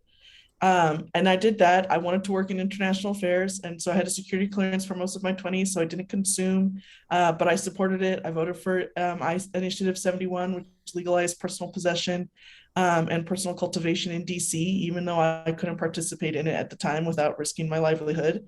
And then a few years after I had left, when I was running my own consulting firm, I was home in California, where my mom now lives. And I was home for Thanksgiving, and she asked me, do you want to go to my local dispensary? And I was like, sure. Also, I can't believe I'm a grown woman in my 30s, and my first cannabis experience is going to be my mom taking me to her dispensary. My mom and I deal with the same kind of anxiety related insomnia, and she gave me my first edible that night. And I had the most profound sense of relief because I had struggled to rest effectively for years. And I was doing all the melatonin and everything you can find over the counter and ZQuil and whatever I could manage without having to go through a prescription route. And here was this magical plant, just like in a delicious gummy, giving me the best sleep of my life and waking up completely refreshed with no side effects in the morning. And alongside that relief was the profound sense of distress at knowing that other people were still incarcerated for the exact same thing. And so I left Thanksgiving because I was active in Virginia politics. I knew the executive director of Virginia Normal, reached out because I knew where Virginia was headed politically and wanted to get involved because I knew we'd have a 2-year window to legalize cannabis. I didn't go into 2019 thinking I'd end up working at a cannabis company. I just was a volunteer on the Virginia Normal board who was trying to make my professional life match my personal values. And in the course of that, I met my now boss, Adam, at Columbia Care. And here we are 3 years later. Wow, wow. So you never know where, how one thing leads to another, either as a volunteer, as a student. I mean, it kind of puts you on the path. But, and I know this isn't the purpose of what you're about to speak about, Niggis, but you just shared that story about how cannabis helped with insomnia. And I think, some people would say, well, that's I guess my question to you is that recreational cannabis? Is that medical cannabis? And how do we distinguish between the two? I love that question. I'm a patient and I'm in Virginia. I'm a patient. We do have medical cannabis in Virginia. I know that might be shocking to some, but we have made strides. We've also legalized personal possession in Virginia. But I think that it's important for us to recognize that cannabis is medicine first and foremost. And I loathe the term recreational cannabis because the research we have coming back from California and Colorado, and I would suspect for many of the attendees here among your own friends and networks, is that anywhere from 65 to 75% of adult use customers who are coming into a cannabis dispensary are coming in for a health or wellness reason. And the top three on both the adult use and medical side are pain relief, anxiety, and insomnia. Those are Wow. the top three reasons people buy cannabis, whether you're on the medical side or the adult use side. Amazing, amazing. No, thank you for sharing that background. Really appreciate it. Eric, yeah, let's jump into Niggis' presentation now. All right. So I think it's really wonderful to start with where we think this industry is going and what it can grow into. And I think what's key about this is you've got 2023 to 2027, right? This is a multi-year transition. Cannabis is already in New York State. And what we're trying to do here is take it from an illicit, unregulated market in the legacy space and move it into a regulated, texted, and taxed space. And so that's going to take time, effort, and multiple phases of implementation, right? We are only in the very beginning of the legal adult use cannabis journey in New York right now, especially given the setbacks on implementation that happened due to other political factors last year.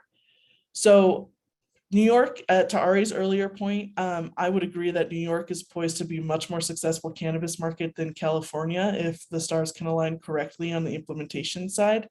The total market size in 2023 is estimated at 4.6 billion. and Ari, correct me if I'm wrong, but I believe these are numbers pulled from the state's fiscal analysis of the MRTA, right? So, I believe it may have been the trade association study what produced trade by association? MPG. Thanks. So these numbers come from the New York Medical Cannabis Industry Association's study that we did it as part of our support for passing MRTA last year. You can go to our website and read it in detail if you are curious for more. But New York is poised to be one of the largest markets on the East Coast. And I think there are a few different things that are important about these numbers here. One is the amount of growth that you see over the course of 4 years.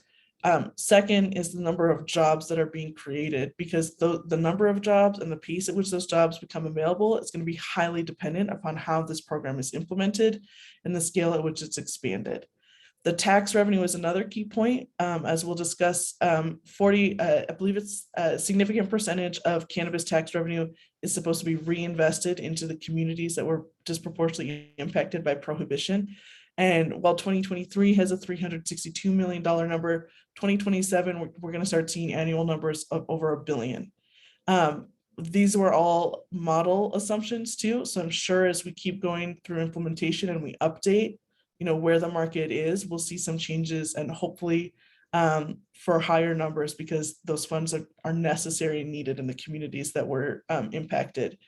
Cultivation space, this is a key one. Of course, the OCM has already issued conditional cultivator licenses to a batch of previously or established hemp farmers across the state. There will be much more cultivation space needed, especially that mix of outdoor greenhouse and indoor grows in order to meet the demand of the New York market. And then retail licenses. I think one of the key things to talk about here is that the licenses are going to keep being issued, right? Right now this year, they're talking about 1 to 200 social equity retail dispensaries.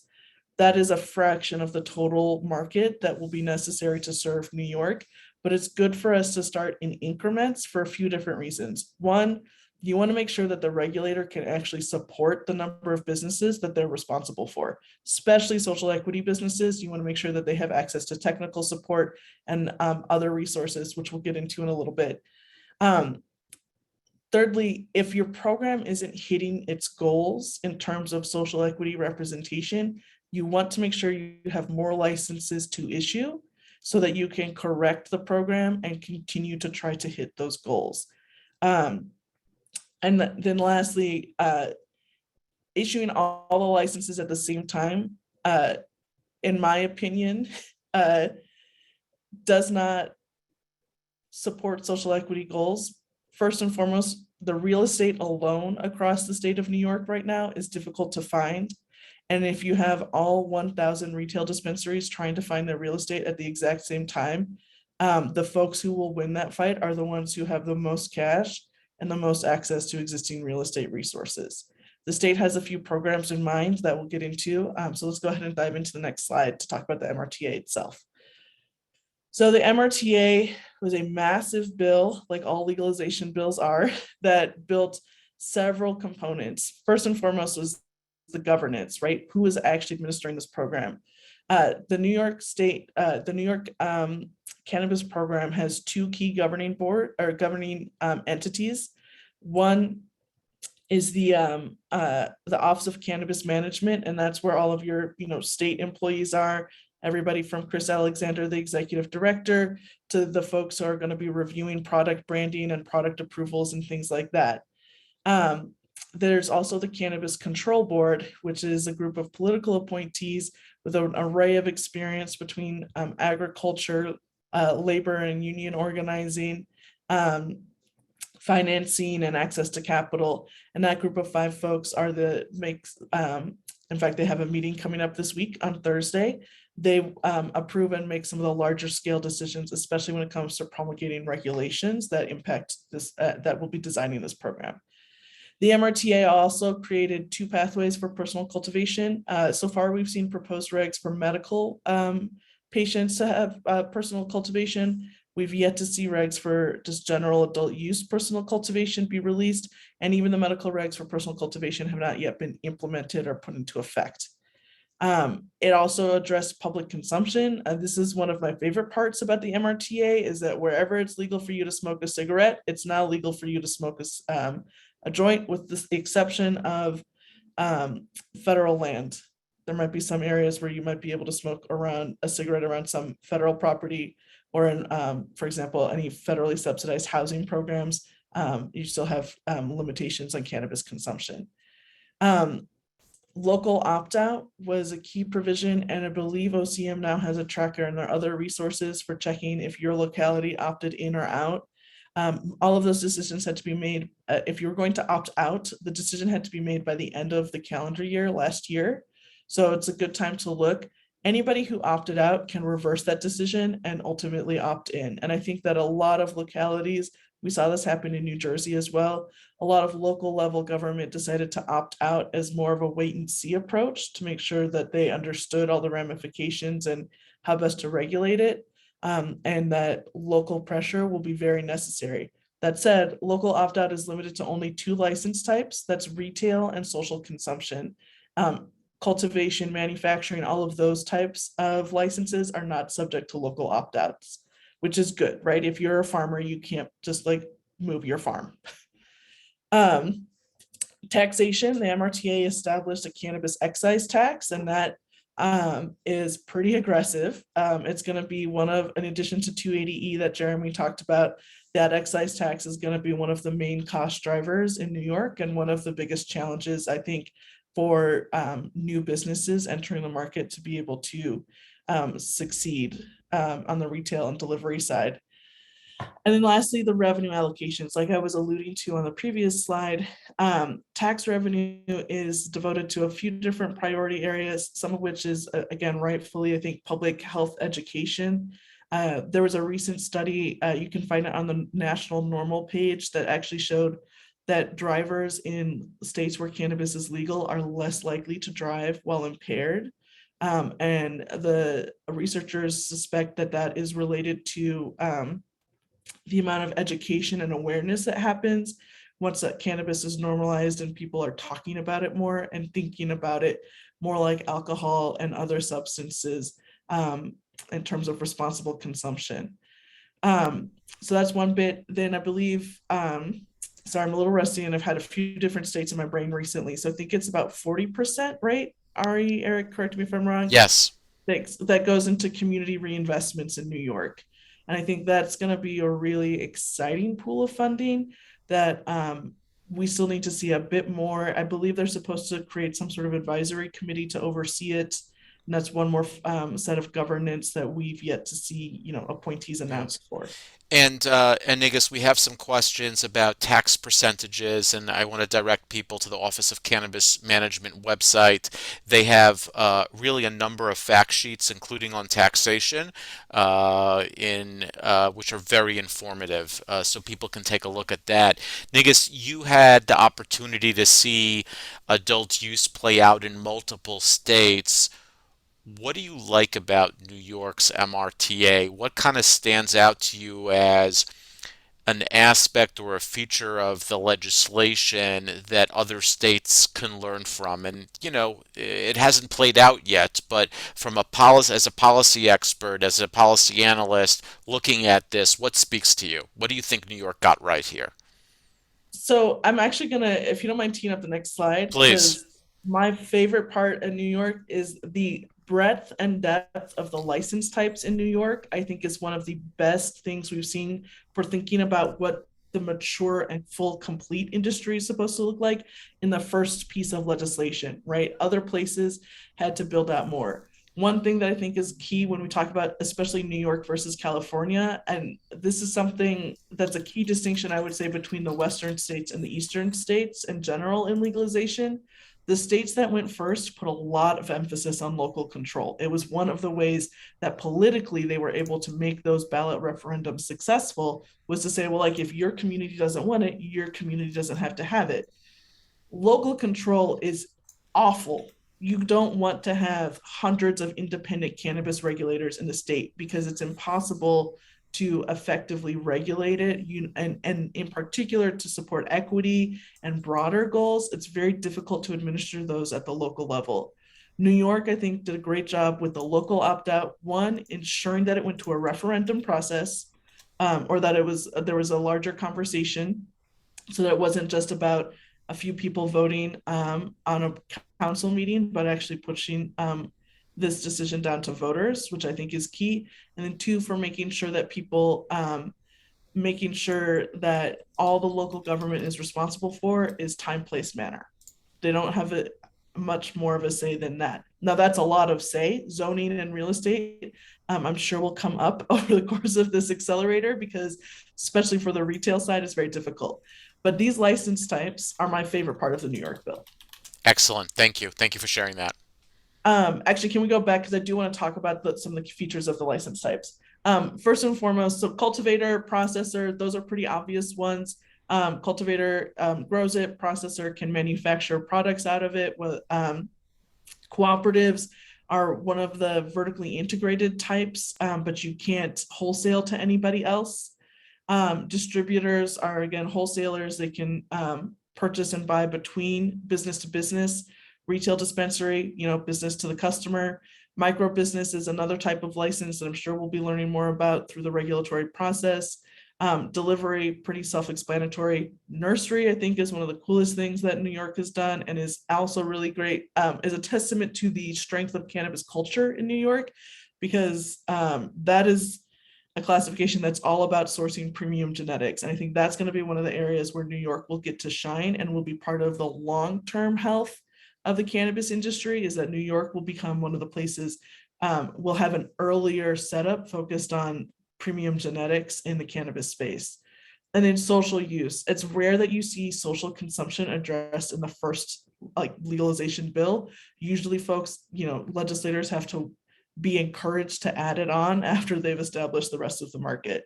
But I think it's given New York in particular, and the city, it was really key that be included right away. Next slide.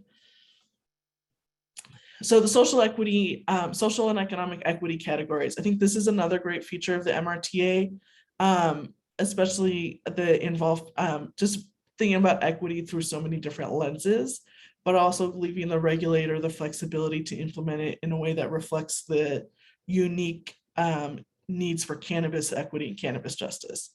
So some of the categories include justice involved. We've seen some regulations already being proposed, and if you haven't already, you should definitely go to the OCM website and read those regulations. They are mostly readable for even a layperson who doesn't read regulations all the time. But there are also some great resources and places to go to read about kind of summaries and things like that. So justice involved in those regs is counting as somebody who's had a cannabis conviction, I believe, not just arrests. And then communities disproportionately impacted by cannabis prohibition, that's still has room to be defined, I believe, by the regulator, but in the proposed regs we've already seen inclusion of family members of people who've been experienced convictions or been justice involved, which I think is one of the key things for recognizing that when somebody's hit with a cannabis conviction, it's not just them who suffer, it's their immediate family and loved one, and also the broader community. Minority or women-owned businesses, so those MWBEs are included in aspects of the definition. Distressed farmers, which we've already seen attempted, although I don't believe with the conditional cultivation licenses, we still haven't seen a breakdown of how many of those licensees meet any of these social and economic equity categories, but I do hope OCM releases them soon. The New Jersey regulator was able to release some demographic data and other top lines from their conditional licenses, and I hope we can see that so we can understand how the programs are benefiting the intended beneficiaries. And then lastly, service disabled veterans have been included as well. Happy to keep it moving to the next slide. Great. Sure. So, Nick, just one yeah, question on the previous slide. We have a lot of state certified MWBEs with us this evening.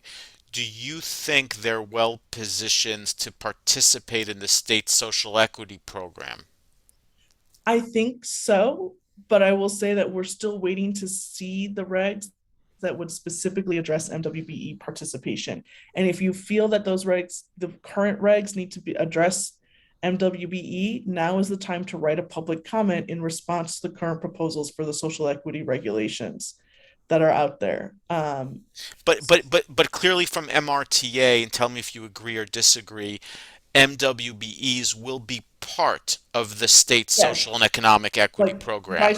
statute, they are part of the definition. So we just haven't yet seen how in regulation that's going to be implemented and what that will mean in terms of, right, the state has made it abundantly clear that they are focused on justice involved social equity applicants in their current proposals. And I did notice a question earlier that was asking about how to reconcile justice involved with the 2 years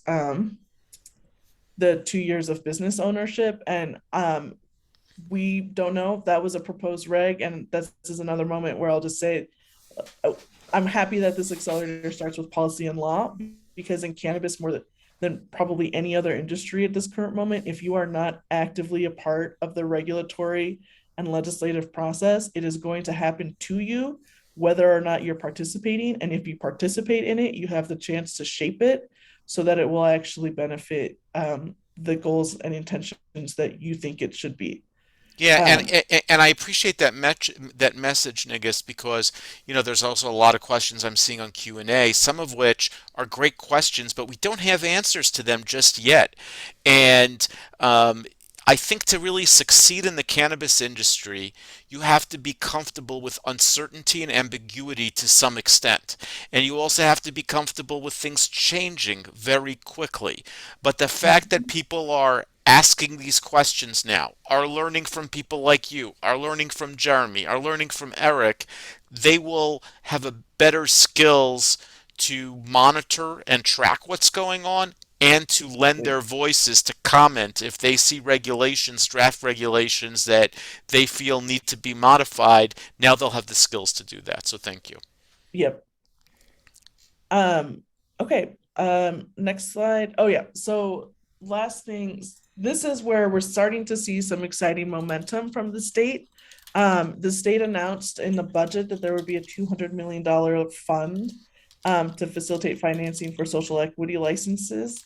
There's already this priority, that the first dispensary that will open in New York will be a social equity owned dispensary. And the state, I believe, in some of the public, and this is, I highly recommend following any event where you see an OCM member or a CCB board member slated to speak. It's good to try to watch it, or at least, keep tabs on what comes out of it, because every time they're in a public setting, they're helping to announce a bit more about what they expect. Tremaine Wright talked about this kind of addresses all three of these. They're laser focused, it seems like, on using the DASNY authority through real estate to identify, prepare, and basically build out retail locations that will then be given to these first 100 retail licensees, according to some of the public remarks that we've heard from CCB members. And so that's an effort to address initial capital, because being able to build out that first facility costs millions of dollars. It's an issue of real estate access and trying to address the different advantages people who already have real estate ties or already own property might have, by removing those barriers to even accessing the property. But then there's also some questions of like, so what will the relationship be in terms of those, licensees in the state? We've seen stuff reporting in Oakland where there were aggressive grant and loan programs. And now the city of Oakland has, because it is so difficult to run a successful cannabis businesses, there are some businesses that are defaulting on those loans and have been sent to collections, and that's caused headlines. And I'm confident that the state does not want to be in the position of setting anybody up for that type of dynamic. And so there will be a lot of resources hopefully coming online, in addition to the startup loans and making sure folks have access to that initial capital, making sure that there's priority licensing so that folks who have historically been disenfranchised in the American economy can receive a level playing field. And in incubator programs, like, I would throw in the LG Accelerator here as part of that type of effort on the, even if it's not state run, but also I'm hoping we see and learn more about what type of technical support services the state will be providing to folks both as they build out and as they continue to run their businesses. Because there are really three. Getting your license is just the first phase. Getting your doors open is the second. And then after that, you want to be able to have a sustainable business that can thrive on its own. Amazing. Nigas, thank you so much. If you just hang on here, I'm going to run a quick poll, or quiz, I should say, on the MRTA. And then we have a couple questions. Eric, if it's okay with you, we'll keep the webinar on through 7:35, just to allow for questions. I apologize in advance. There's so many great questions. We're not going to be able to get to all. Please feel free to email after. Let me see if I can launch uh, this. And thank you, Ari, for throwing all those links into the chat. Oh, my pleasure. Are folks able to see the quiz now on New York's adult use market? Okay, let's take a moment to try to answer these questions. These were some of the items that Nigas discussed. We'll just give people about 60 seconds here, just because we're a little short on time, but I already see people answering these questions.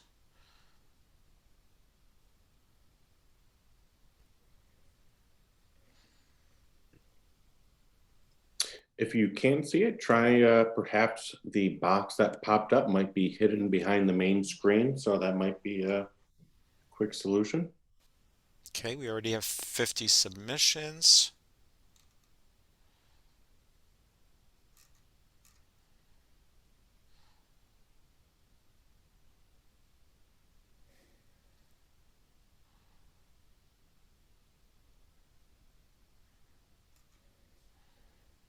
Okay, let's end this poll now. Um, Nigas, help us out here. What is the estimated market size of New York's adult use sales by 2027? And since Nigist is off camera, I will say it's $5 billion or more. Most of us got that correct.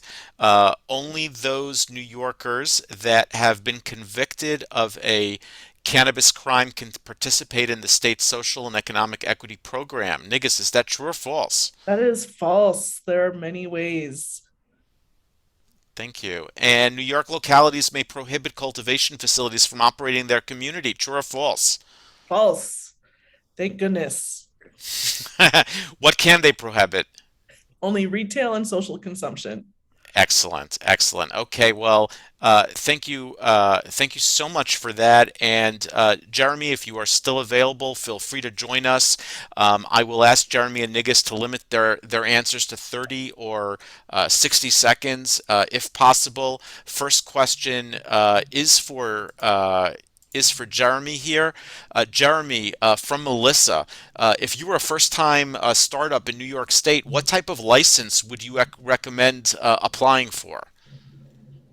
If I was a first-time startup, I would recommend applying for whatever. If you're looking to just dip your toe in, and what I would think of as, and there's no light lifts in this cannabis space. Everything is complicated, and starting any business is challenging, right? And so, for that reason, I would say follow your dream, or do start the business that is most synergistic with what you do and who you are. If you are a retail oriented person, or if you're a people person and you want to engage with people, day in and day out, that's a retail customer facing business. If you are a detail oriented sort of laboratory math person, and you think that manufacturing or processing or cultivation fits your personality, go there, because they're all difficult. None are possible. But I think the lighter lifts are the smaller businesses that require fewer employees, smaller real estate, and less overhead. I think you'll find generally is the less complicated of the very complicated business startup. Thank you. Nigas, for you, is the state, this is from Beck, is the state doing an impact study to determine those areas most impacted by the war on drugs? Yes, they have a lot of things to do right now, so we don't have a clear timeline yet on when we're all going to know what those impact areas are, but I am sure somebody at OCM is frantically trying to find a contractor to assess that. Thank you. Really, for Jeremy or Nigus from AJ, the MRTA states that justice involved are include dependents and spouses, but doesn't mention siblings. Are siblings going to be addressed? Double check the latest regs that got released. I can't recall if the regs specified siblings in that as well. So or even just broader household members. So double check the regs to clarify that. And again, if they aren't and you feel they should be, now is an excellent time to put that in a public comment so that OCM can try to accommodate that.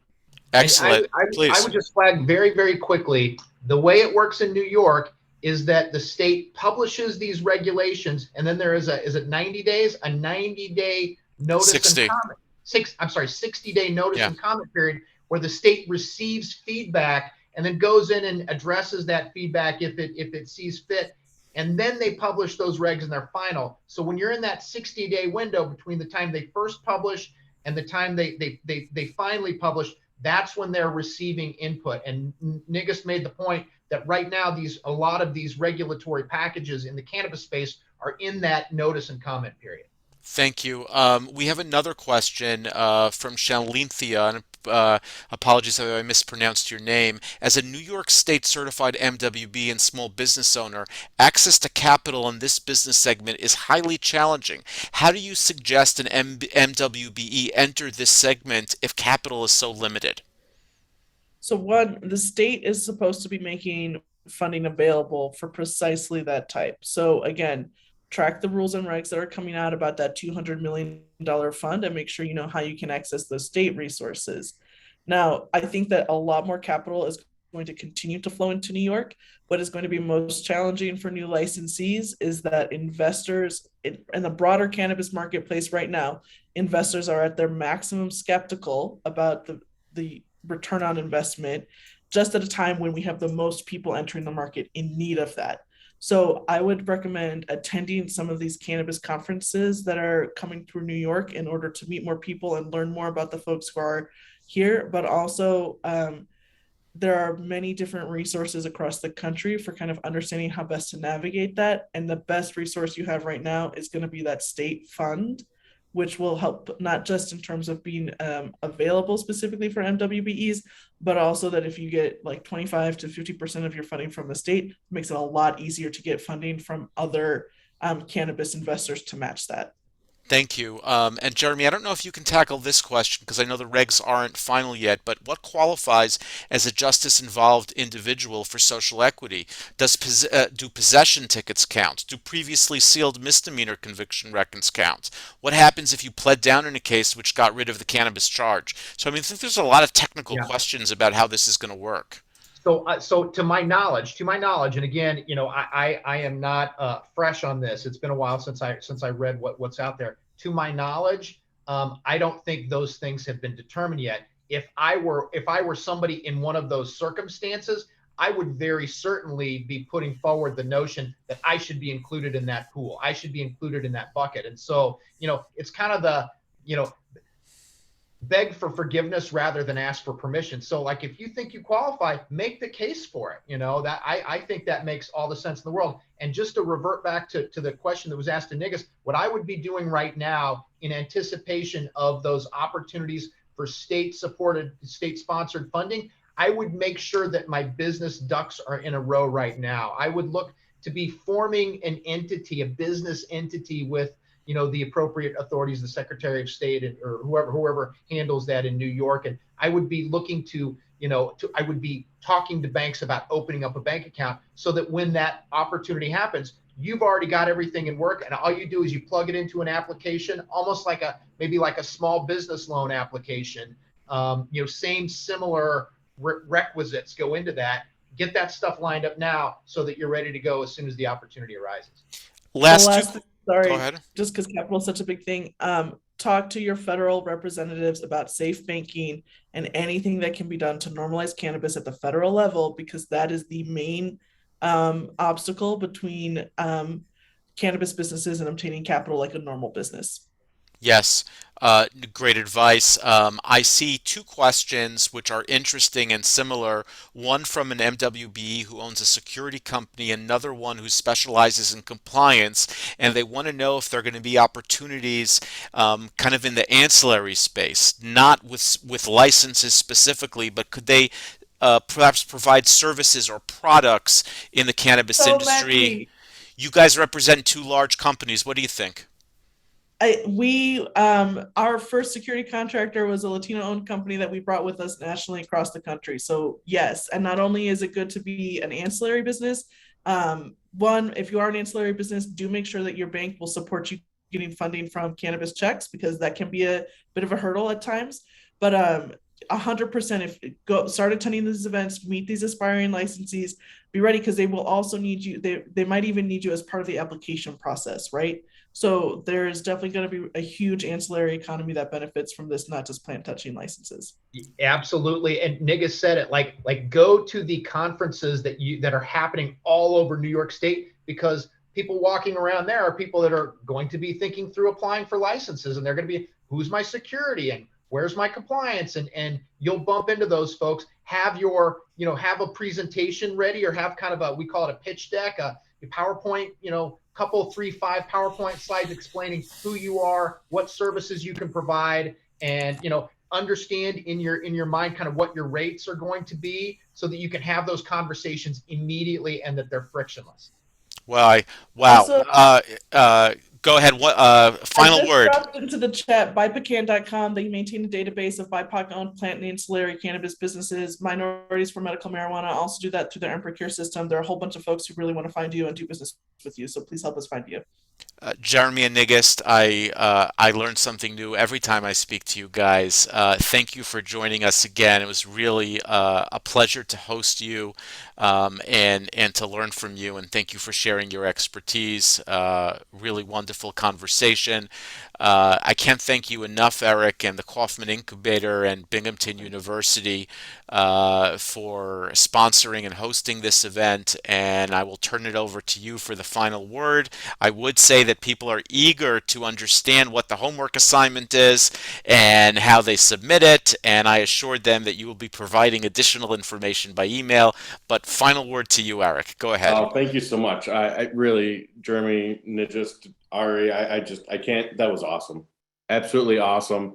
I'll talk about the homework in a second, but there was just so much information. I hope it helped introduce you to what has started this whole cannabis market and where we are today, why we're here. And hopefully if there's, hopefully there's a lot of things you get out of it, but hopefully one of the big ones is, if you don't see a place for yourself in this world in New York, contact the OCM. Get out there, reach your politicians, tell them what you want, tell them what you don't want. Now is the time that you can actually influence the market here in New York. And that's really why you're here, right? You're going to influence them from yourself. And there's other ways you can do it outward by contacting our representatives. For the homework, this one is not to be turned in. This is just one to kind of get you warmed up on homework. But what I want you to do, and it's so fitting for today, start thinking about what resources you have to bring into this cannabis market. What partnerships do you already have that are going to help you be successful? And what kind of activities do you need to continually do or perfect or just whatever to really fit your business model? Do you know how much time it's going to take? What do you have to do? Now, if you go to the Kaufman website, over to the OG section, and in the very bottom of that page is where we have resources. You can download a business model canvas that you can have forever. It's digital. You can play with it. And I have probably 14 companies in my basement. They're just sitting on business model canvases. They weren't ready to actually become real, or maybe they would never be, but that's really the point. So thank you everyone for exploring the whole world of cannabis and really learning how we can make it very real for us today or tomorrow here in New York State. Please join us next Tuesday. It's only a week away. I can't believe it. But I thought this was awesome. Thank you so much for taking the time out of your days to join us in doing this, and get out and enjoy some sunshine if you have it. I think we have about 4 more minutes here in Binghamton before the sun is gone. But thank you all, and have a wonderful night. Have a good evening, everyone. Stay safe and enjoy late dinner. Thank you for joining us, and we'll be back next week on Tuesday, May 10th at 5:30 p.m. Eastern. Thank you. Take care.